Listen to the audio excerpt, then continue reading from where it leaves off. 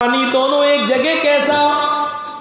راضی رہے رحمان بھی اور خوش رہے شیطان بھی، یہ دونوں کام ایک ساتھ کیسے؟ کہنے لگا امیر معاویہ میں بہت پریشان ہوں، غموں کے پہاڑ میرے اوپر ٹوٹ پڑے، میں بہت بڑی مصیبت میں ہوں، غموں نے مجھے گھیر ڈالا ہے، مصیبتوں نے مجھے چاروں طرف سے پکڑ لیا ہے، انہی ٹینشنوں سے مجھے رات میں نیند نہیں آتی ہے، جب مجھے نیند نہیں آتی ہے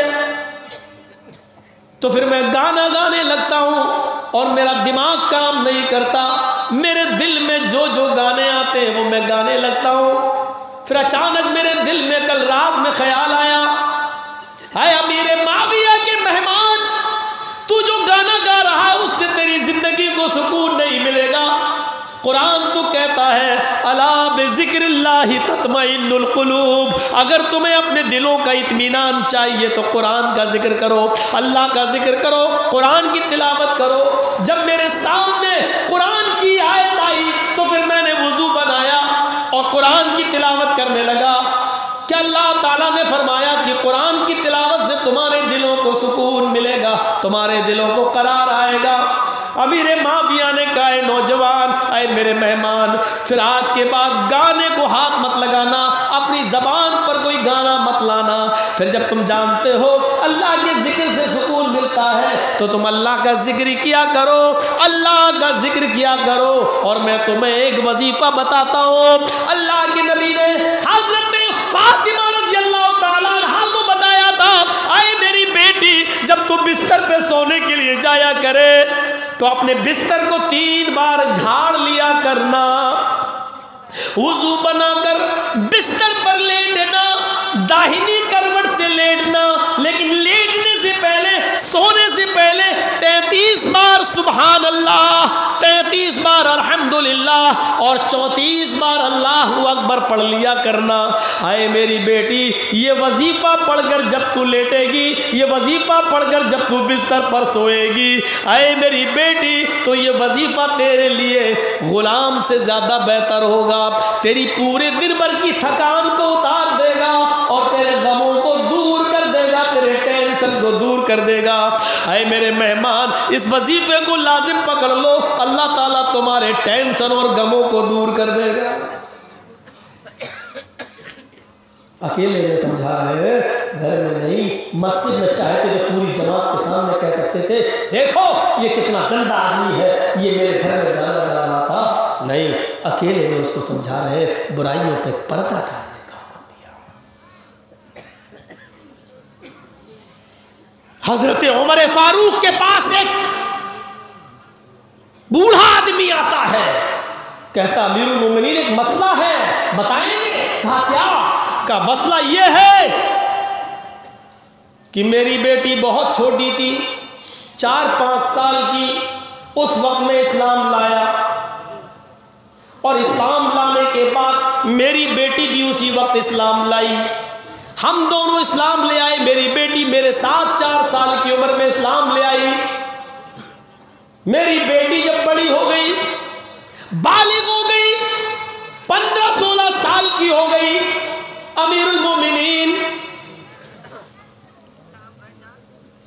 بالغ ہو جانے کے بعد میری بیٹی ایک گناہ کر چکی، ایک گناہ کر بیٹھی، اور بالغ ہو جانے کے بعد اس سے زنا ہو گیا۔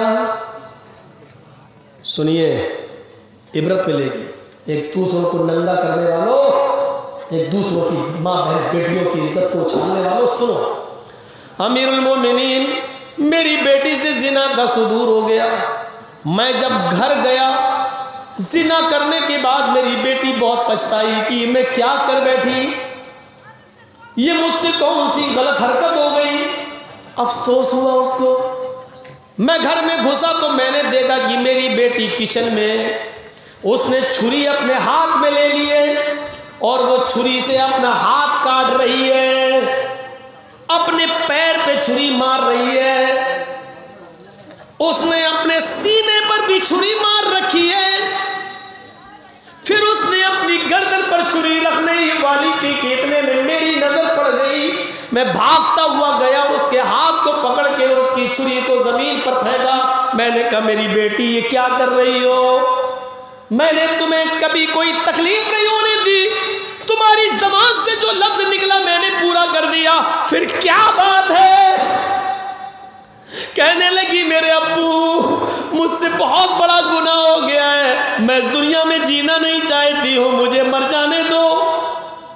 امیر المومنین، میں نے اس سے پوچھا بیٹی میں تیرا باپ ہوں، اگر کوئی غلطی ہوئی ہے گناہ ہوا ہے تو اللہ سے توبہ کر، وہ غفور الرحیم ہے، بتا کیا غلطی ہوئی؟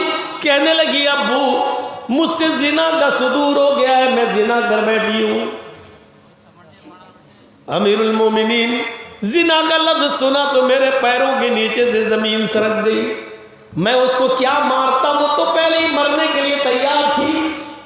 میں اس کو کچھ ڈانٹ بھی نہیں سکتا تھا، اگر زیادہ ڈانٹ دوں تو وہ اپنے آپ کو چھری مار کر ہلاک کر لے. اس لیے میں نے کہا کوئی بات نہیں بیٹی، جوانی میں اکثر ایسی حرکتیں ہو ہی جاتی ہیں، اللہ سے ڈر، توبہ کر، استغفار کر، اور اللہ بہت بڑا غفور الرحیم ہے. امیر المومنین، میری بیٹی اس دن کی تاریخ سے لے کر اب تک 2 سال کا زمانہ گزر چکا. 16 سال کے بعد آج وہ 18 سال کی ہو گئی.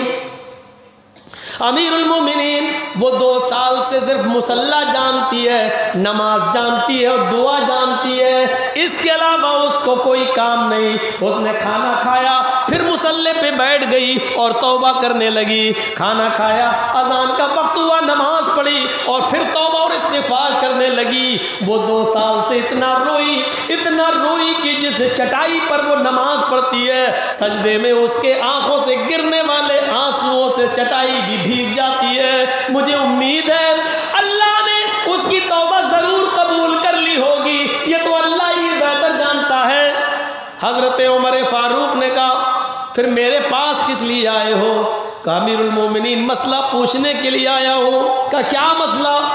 کہا امیر المومنین اب میری بیٹی جب 18 سال کی ہو گئی، بالغ ہے، پہلی تھی، اب وہ اور بڑی ہو گئی ہے، اب میں چاہتا ہوں کہ اپنی بیٹی کا نکاح کر دوں.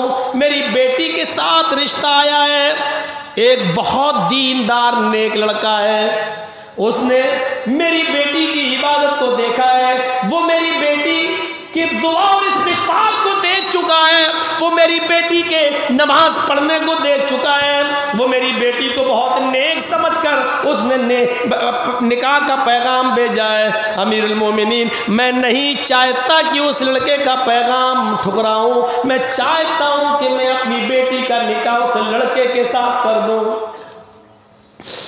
تو پھر تم کو کس نے روکا؟ حضرت عمر نے پوچھا. جب لڑکا نیک ہے تو پھر تمہیں کون منع کر رہا ہے؟ امیر المومنین مسئلہ یہ پوچھنا چاہتا ہوں کیا کہ اس لڑکے کو میں اپنی بیٹی کا پرانا والا واقعہ بتاؤں یا نہ بتاؤں؟ میری بیٹی 2 سال پہلے جو زنا کر بیٹھی ہے، میں زنا والی بات اس بے لڑکے سے کہوں یا نہ کہوں؟ امیر المومنین اگر میں نے اپنی بیٹی کا نکاح بغیر بتائے اس سے کر دیا اور اصلیت نہیں بتائی، یہ نہیں بتایا کہ میری بیٹی فلاں فلاں کے ساتھ زنا کر چکی ہے، اگر میں نے یہ نہیں بتایا اور نکاح کر دیا تو ڈر ہے اس بات کا قیامت کے دن اللہ تعالیٰ کے یہاں مجھے اس کا جواب نہ دینا پڑے. جب تیری بیٹی سے زنا ہو گیا تھا تو نے اس لڑکے کو دھوکہ کیوں دیا؟ جانتا تھا پھر بھی نے اپنے لڑکی کے عیب کو اس کے سامنے کیوں نہیں رکھا؟ اس کی مرضی ہوتی تو کر لیتا، نہیں ہوتی نہیں کرتا. اگر نہیں بتایا چپکے سے کر دیا تو ڈرتا ہوں اللہ کے یہاں کل قیامت کے دن میری گرفت نہ ہو جائے.